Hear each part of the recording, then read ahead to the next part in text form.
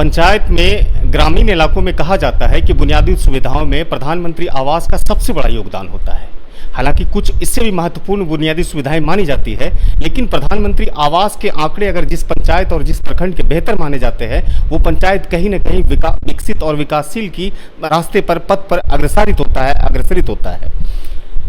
गोराडीह प्रखंड में मुरहन जमीन एक पंचायत है और यहाँ के वर्तमान मुखिया विजय मंडल हैं। विजय मंडल ने पिछले 5 वर्षों में इस पंचायत के लिए लगभग 520 प्रधानमंत्री आवास को वितरित किया। अपने आप में ये गोराडीह प्रखंड में एक कीर्तिमान है।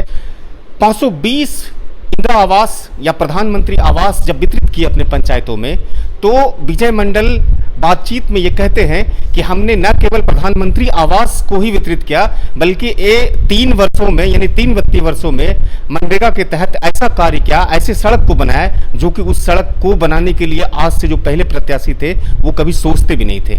उसके अलावा विजय मंडल की उपलब्धि एक कही जा सकती है कि बड़ी जमीन में सरकार भवन यानी पंचायत भवन को निर्माणाधीन किया। एक तल उसका पूरी तरह से ढलाई हो चुका है और अभी भी उस पर काम चल रहा है।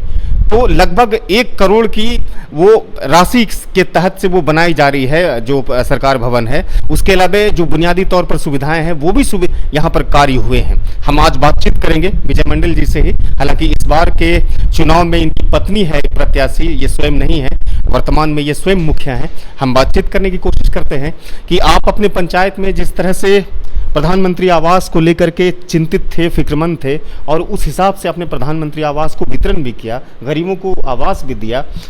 अब आने वाले 5 वर्षों में आपका सबसे बड़ा क्या माइलस्टोन होगा, क्या होगी उपलब्धि? आने वाले समय में मैंने 520 इंदिरा आवास कम दिलवाए और इधर 280 नए में स्वीकृत करवाएं। आने वाले समय में मैं सबसे पहले गरीबों के लिए फिर कोशिश करेंगे कि ई पंचवर्षीय में 520 इंदिरा आवास नए स्वीकृत कराने का गरीबों के लिए काम करेंगे, जो कि यहाँ के गरीबों को कल जो समय था मिट्टी का घर था और आज वह पक्का झलक रहा है। यह मेरी प्रथम प्राथमिकता रहेगी। और गरीबों के लिए राशन कार्ड लगभग 90% सब लोगों का बन चुका है। जो बाकी है वह द्रुत गति से मैं बनाने का काम करूंगा और करवाऊंगा। 5 वर्ष के कार्यकाल को कैसे देखते हैं मुखिया जी आप? मैं इस 5 वर्ष के कार्यकाल को जिस तरह से हमारे माननीय मुख्यमंत्री नीतीश कुमार को पूर्ण भरोसा था कि मैं विकास पर हमारी जीत होगी, मुझे भी 5 वर्ष के कार्य पर पूर्ण विश्वास है।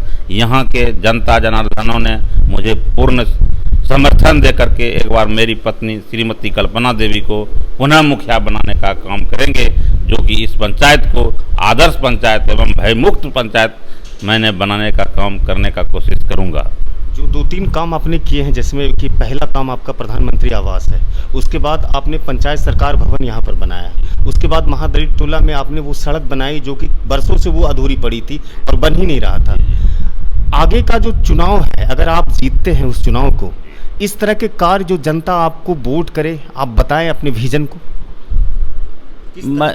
मैं इस पंचायत में निश्चित चारों दिश से रोड को तो जुड़वा चुके हैं, लेकिन मैंने निश्चित इस गांव और प्रत्येक गांव, इस पंचायत में 7 गांव है, 7 गांव में मैंने सोलर लाइट से रोशनी से चकमक जगमग करने का पहला काम करेंगे।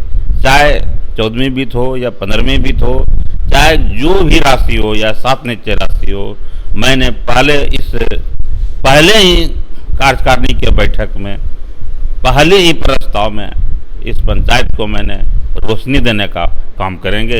यह मेरी प्रथम प्राथमिकता है, जो कि शेड्यूल दिहायत है।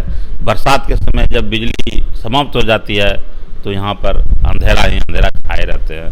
यह मेरी पहली प्राथमिकता होगी, यहाँ का रोशनी सोलर प्लेट से देने का काम करेंगे। मुखिया जी, पंचायत की जनता ये भी जानना चाहती है कि आपके पास 5 वर्षों का अनुभव है, आने वाले 5 वर्षों में लड़कियों के लिए, बालिकाओं के लिए, वृद्ध के लिए, युवाओं के लिए क्या कुछ करने जा रहे हैं आप? जी, मैंने 5 वर्ष में लड़कियों के लिए यहाँ के जनता जनार्दन को स्वस्थ करना चाहता हूँ। मैंने इस पंचायत में बालिका उच्च विद्यालय का खुलवाने का काम करूँगा। यह प्रथम मेरी प्राथमिकता होगा कि इस पंचायत में बालिका उच्च विद्यालय हो। मैंने चाहे सांसद हो चाहे विधायक हो, सारे लोगों से मिल करके यहाँ पर प्रथम मेरी प्राथमिकता होगी कि बालिका उच्च विद्यालय यहाँ पर निर्माण कराया जाए। जी, बड़ी अच्छी बात आपने कही, क्योंकि बालिकाओं को पढ़ने के लिए दूसरे गांव जाना पड़ता है, पैदल चल करके काफ़ी समस्याएं होती है। युवा साथी भी बहुत हैं जो कॉम्पिटिटिव होते हैं, और जो स्पोर्ट्स ग्राउंड होता है, कहते हैं फिटनेस भी बहुत मायने रखता है डिफेंस में जाने के लिए, पुलिस में जाने के लिए। उसके लिए कुछ विजन है आपके पास? युवाओं के लिए सर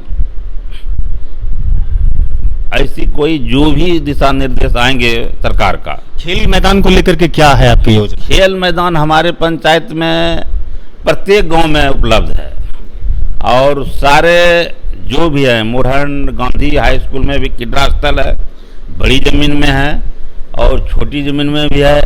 यहाँ पर जो है 3-4 ऐसा गांव है, सारे जगह क्रीड़ा स्थल उपलब्ध है। उन्होंने एक जगह तो मैंने मिट्टी भराई का काम कर चुके हैं। बाकी जो बड़ा योजना थी जो कि 10 लाख में नहीं हो सका था, उसमें 25 लाख 50 लाख की ज़रूरत था।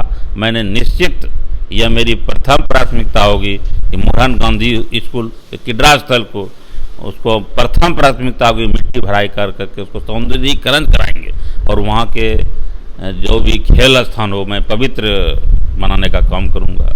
हमारे चैनल के माध्यम से आप अपने पंचायत की जनता को क्या कहना चाहेंगे? इसके लिए मैं आपकी चैनल को धन्यवाद देता हूं कि आगे आप अग्रसारित रहें और समाज में जो भी कार्य हो उसको एक आगे निर्देश देने का काम करें, यही मेरी कामना है। धन्यवाद। शुक्रिया बातचीत जी, धन्यवाद। तो ये मुरहन जमीन पंचायत के विजय मंडल मुखिया थे वर्तमान में, और देखिए इन्होंने जिस तरह से 3 महत्वपूर्ण काम अर्जित किए पिछले 5 वर्षों में, आने वाले पंचायत चुनाव में भी अपना विजन स्पष्ट कर दिया पंचायत की जनताओं के लिए। कहा कि पहले ही कार्यकारिणी की बैठक में मैं यहाँ पर बालिका उच्च विद्यालय स्थापित करने की हर संभव कोशिश करूँगा, और 5 वर्षों में मैं स्थापित करके रहूँगा। दूसरा कहा कि बालिकाओं के लिए जो एक समस्या, गंभीर समस्या है स्कूल को लेकर के, स्कूल यहाँ पर स्थापित होंगे ही, और युवा साथियों के लिए जो क्रीड़ा मैदान कहीं ना कहीं अधूरे पड़े हैं उसको पूर्ण करने की कोशिश करेंगे। हालांकि वर्तमान में ये मुखिया हैं, लेकिन इस मर्तबा इनकी पत्नी यहाँ पर प्रत्याशी के रूप में सामने आएगी। 15 नवंबर को जब वोटिंग करने की बारी आएगी तो जनता भी अपने कहीं ना कहीं एक मोटो के साथ वोटिंग करेगी। विजय मंडल के 5 वर्षों के अनुभव को जनता किस तरह से स्वीकार करती है इस बार के इलेक्शन में, ये देखने वाला अहम सवाल होगा। इस वीडियो को यहीं पर खत्म करते हैं। हम लगातार ऐसी ही वीडियोस आपके सामने लाते रहेंगे।